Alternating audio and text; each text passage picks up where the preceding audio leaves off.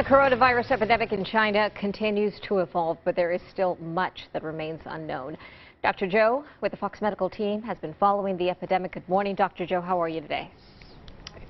Great. Good morning. Yeah, I mean, this is really evolving hour by hour. And as we speak right now, the WHO is convening a global research and treatment conference that is going on. It's a virtual conference. It's involving researchers and practitioners all over the world trying to come up with an agenda on how to address this in the scientific community. So let's start at the beginning, if we can. How does it spread? What would we learn from that so far?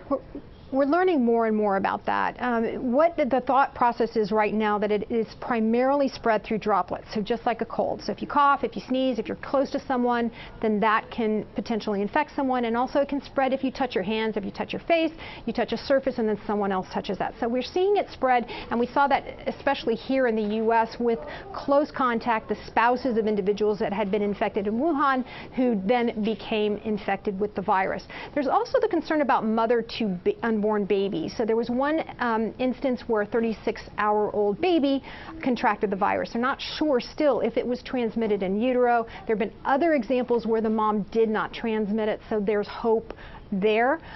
There's also a lot of information about how it spread initially. They said that there were many cases that were picked up in a hospital. So that nosocomial spread, where people are very symptomatic, they're spewing out lots of the virus, and so that may make that person more infectious. They're also looking at the possibility of something called a super spreader. And again, I don't know that we're really seeing that. A super spreader is somebody who can somehow not be very symptomatic and just spread it very readily. It's thought that perhaps I don't know if you heard about the UK man in Singapore. He went to a conference. He then went to a chalet in France, spread it to a family there, and another man who then went to Spain. So there's this thought perhaps that certain individuals could be, and hopefully we're going to find out when all of these people come together and they start doing this research. We're going to find out a little bit more. And there is a team on the ground, at least a preliminary team on the ground of outside international experts in China right now. They are supposed to bring more team members to be able to study this a little bit more closely.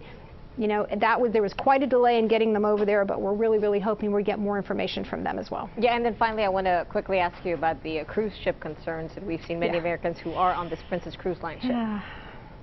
Yeah, I mean, it's really concerning because now we have over 130 passengers on that particular ship that have contracted the virus. So the question is, did they have it already before they were quarantined? They're